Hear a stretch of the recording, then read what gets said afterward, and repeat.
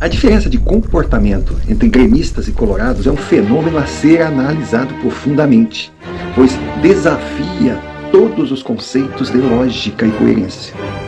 O Colorado vive numa eterna bolha, um mundo paralelo, uma ilusão permanente. Já o gremista sofre de uma síndrome incurável de complexo de vira-latas. A temporada 2023 veio para comprovar, pavimentar a tese que eu estou levantando. Vejamos o Internacional. O ano colorado foi uma tragédia. Foi um somatório de fracassos amenizados por uma mídia e um marketing que tenta sempre colocar panos na situação. Faça uma breve regressão. Início de temporada, Inter vice-campeão brasileiro de 2022, com uma base montada, entrava no gauchão já com a faixa no peito. Não teria adversários. O Inter era o grande time na teoria. O Grêmio vinha da Série B. O elenco do ano anterior não teria condições de sobreviver a 2023 e foi desmontado. Contratações por baciada. Montaram um time durante as competições. Só que quando começou o Campeonato Gaúcho, o contrário aconteceu. O Grêmio ganhou o título, mas não é só o fato de ter sido campeão. Todo mundo fala no desastre da eliminação do Internacional em casa, mais uma, nos pênaltis contra o Caxias. Mas o campeonato não se resumiu àquele jogo. O Grêmio sobrou. O Internacional levou sacode em cima de sacode. A diferença na fase classificatória foi um abismo. E para completar, o Tricolor venceu mais um Grenal. Aí, o título gaúcho, que era o grande sonho, a grande meta do primeiro semestre, a gente nunca se importou com isso. Quem gosta de gauchão é prenda. O nosso negócio é a Copa do Brasil. Inter vai estrear na competição como virtual campeão. Veio o América de Minas. Mais uma eliminação no início da competição, dentro de casa, nos pênaltis. Aí alguém pode dizer, poxa, que falta de sorte do Inter. Não sei por que torcida e mídia esqueceram que na etapa anterior, o Internacional conseguiu passar pelo CSA nos pênaltis. Não, mas daí, a Copa do Brasil era só um aquece. Nosso negócio é a Libertadores da América. Seremos tri. E o time patinando dentro de campo. Aquela primeira fase foi horrorosa, num grupo frágil, conseguiu se classificar graças a milagres, principalmente do goleiro Rocher. Foi impressionante. Mas daí veio o mata-mata. Vamos ao mata-mata. River Plate. Cara, o que foi aquela classificação? Eu não falo só naquela histórica disputa de pênaltis, não. O jogo em Buenos Aires. 5-0 seria normal. O Inter não viu a bola. Os argentinos colecionaram gols perdidos. E num único ataque, uma bola alçada, o Valência fez o gol colorado, final 2-1. O time chegou vivo no Beira-Rio, devolveu o resultado e nos pênaltis foi o que foi, já faz parte da história. Então agora que vem o Olímpia. O Olímpia tremeu. A realidade é essa. A forma de jogar do Olímpia, que é fechada, indo no contra-ataque, em cima de uma única bola, não deu certo contra o Colorado, porque eles davam espaço. E dar espaço para o time do Inter realmente não é bom negócio. Então passaram fácil pelo Olímpia. Antes foram a Bolívia e pegaram um Bolívar que ninguém conseguia entender com aquele futebol que apresentou contra os Colorados, como chegou até aquela fase. Levou vantagem da altitude. Pode até ser, mas nem na altitude aquele time jogou. Mesmo jogando mal, era impressionante a bola boliviana não querendo entrar. Foram 2 bolas na trave, foram jogadas cara a cara que perderam, mais milagres do Rocher, e o Inter chegou contra o Fluminense. Aí era ruas de fogo, o campeão voltou, vamos esmagar o Fluminense, venha quem vier na final, a gente arrebenta. Mais uma eliminação por pênaltis dentro do Beira-Rio? Não. Essa foi mais contundente ainda. Foi dentro do campo. Aí inverteu a moeda. O Internacional jogou muito no Maracanã no primeiro jogo. Foi ajudado, sim, por uma expulsão discutível. O Flu, com 10 homens, o Colorado podia matar, já vencia o jogo de 2-1. O terceiro, quarto gol seriam consequências se ele fosse para cima. Recuou, cedeu o empate. O Fluminense chegou vivo em Porto Alegre. E em Porto Alegre saiu perdendo e cozinhou o Inter no segundo tempo. E quando os torcedores já faziam a festa da classificação de ter chegado à final, uma virada histórica eliminou o time do Beira-Rio. Agravante: o elenco, na janela, houve um grande reforço. Chegaram nomes que podem não ser assim o suprassumo do suprassumo, mas eram os nomes que o Internacional precisava em posições carentes. Boas contratações. Elenco se formou. Então, dentro de campo, palmas para a direção. Só que fora, meu Deus, a loucura que eles fizeram, contando com o título da Libertadores. Eles gastaram bem acima do que o clube podia bancar, elevaram a folha de pagamento para inatingíveis 18 milhões mês. O título da Liberta não veio. E ninguém sabe como eles irão manter essa folha. Principalmente se não forem para a competição continental em 2024.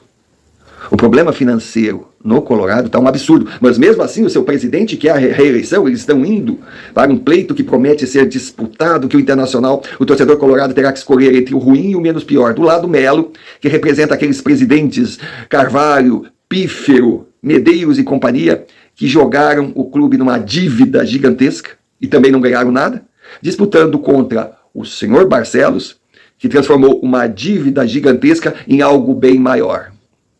Mas então Barcelos, que é muito bom de marketing, ao perder a Libertadores diz: não, vamos nos unir porque o objetivo é o Brasileirão. Brasileirão?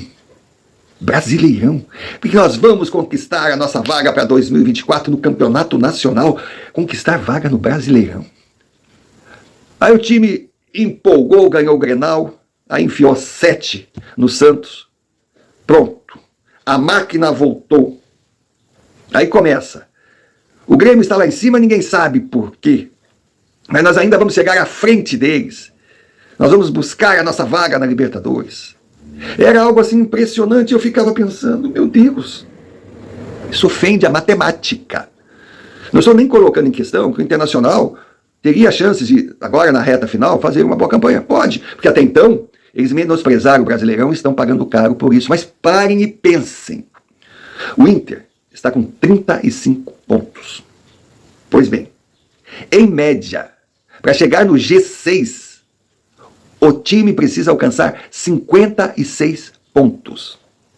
Ou seja, 35 para 56, o Inter tem 10 rodadas, 30 pontos para disputar, precisando ganhar 21.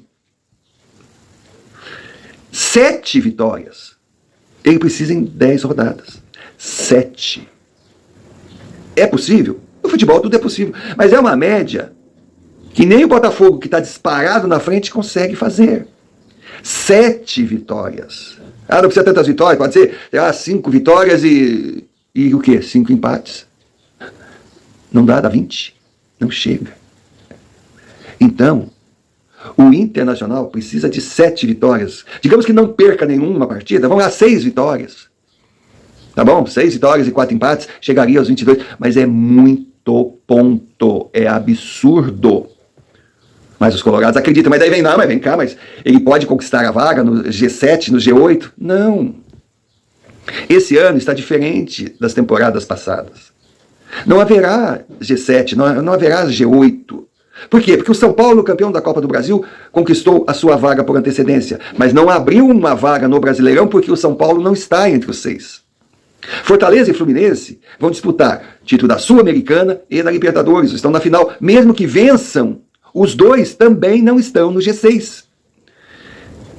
Então irão para a Libertadores os 6 primeiros colocados. Ah, mas o Fluminense tem título, tem time para mesmo ganhando a Libertadores, chegar entre os 6. O Fortaleza também é complicado, porque eles estão deixando de lado o Brasileirão. Eles estão concentrados na final, que a final, de verdade, é o que deve ser feito, é um jogo apenas.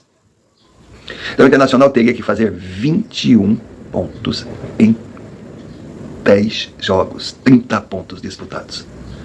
E o Colorado esquece essa matemática e acredita.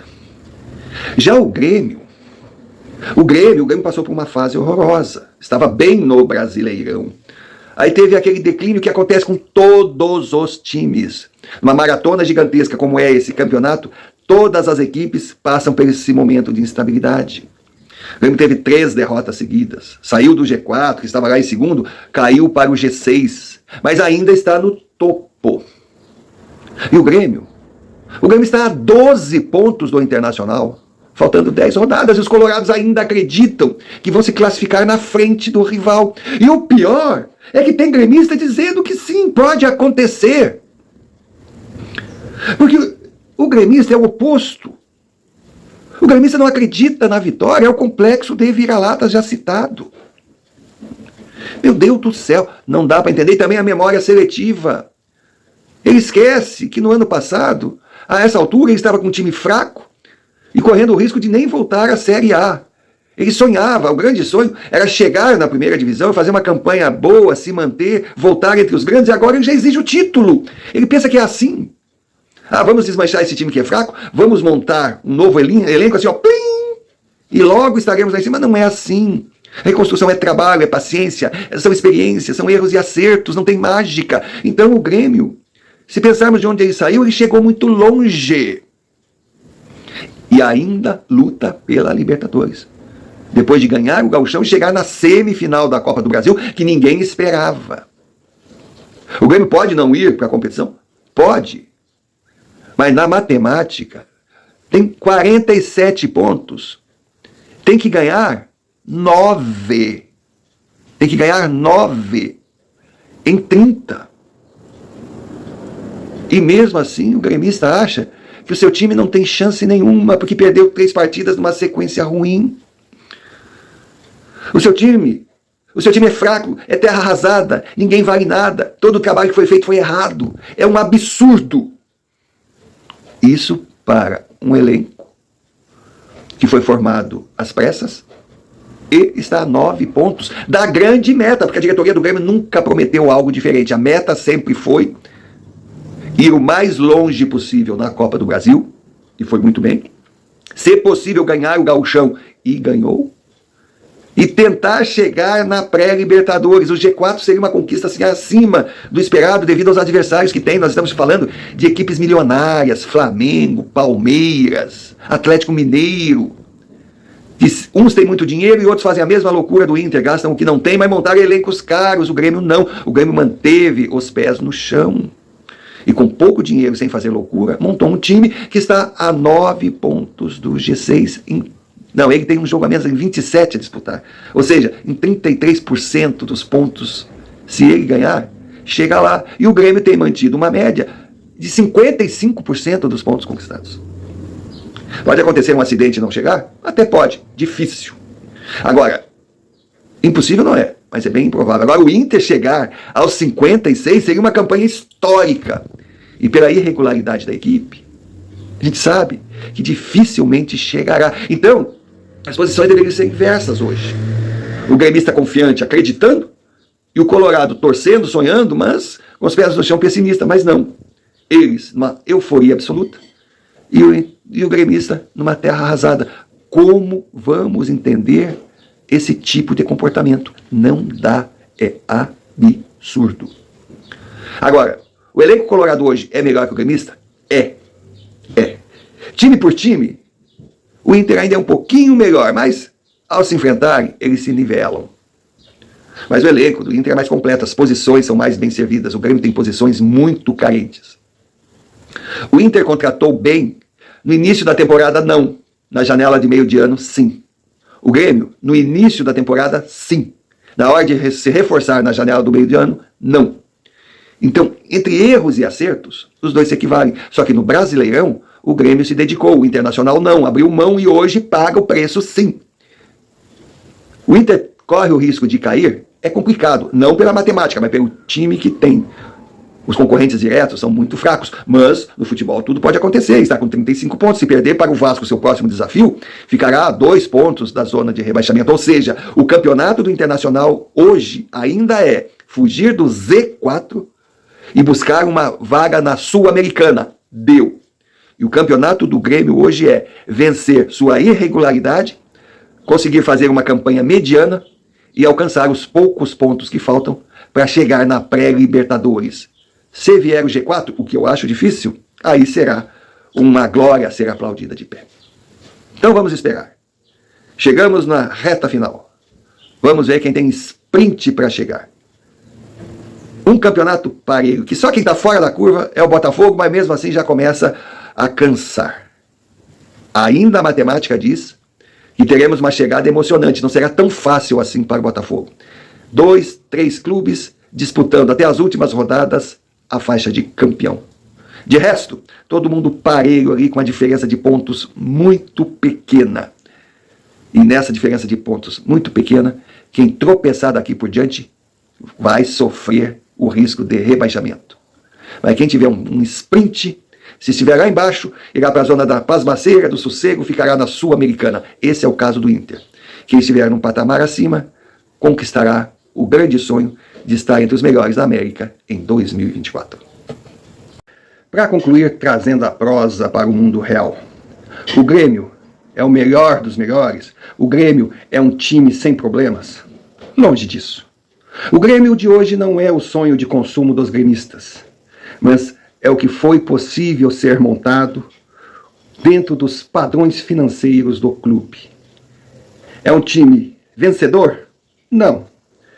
É um time candidato a tudo? Não. Mas também não é o pior dos mundos. E é um time que, com o que vem mostrando, tem plenas condições de chegar à Libertadores em 2024. O Internacional é um bom time? É. Mas é favorito a tudo? É melhor e tudo? Não, longe disso. É uma máquina mortífera? Não. É um bom time que cometeu muitos erros durante o ano, demorou para se ajustar, mas hoje está com um padrão aceitável de futebol. Não é aquele celeiro de craques. Daqui um pouquinho vão dizer que o Alan Patrick é melhor que o Messi, que Lewandowski não é nada se comparado a Valência, que o Gabriel, meu Deus, não tem volante na Europa que se compare. O Maurício, então, é um absurdo de craque. Não. É um bom time. É um bom time, mas tem adversários complicados pela frente. E matematicamente falando, a realidade de hoje, não vou dizer vai classificar para a Libertadores, vai cair, vai fracassar, não vou fazer premonição, vou dizer que matematicamente o Grêmio tem 27 pontos para disputar, precisa de 9 para se garantir na pré-Libertadores. O Internacional tem 30 pontos para disputar e precisa de 11 para chegar aos 46 e respirar dizendo que está livre do rebaixamento. Aqui não entra questões técnicas, que com o time que tem ganha muito mais que 11, que o Grêmio... Não, nada. É matemática pura. O Inter hoje precisa de mais pontos para fugir do rebaixamento do que o Grêmio para chegar à Série A. Então não é hora nem para Colorado ficar falando em Libertadores e nem para gremista ficar falando em fracasso no final da temporada. É hora de entender as limitações, virtudes e defeitos, apoiar os times e ir jogo a jogo. O resto é marketing, que serve para alimentar ilusão e vender notícia de um lado, ou um pessimismo inacreditável e inexplicável do outro. Vamos aguardar. O campeonato está chegando ao final. Futebol é jogo, jogo é jogada, é decidido dentro de campo.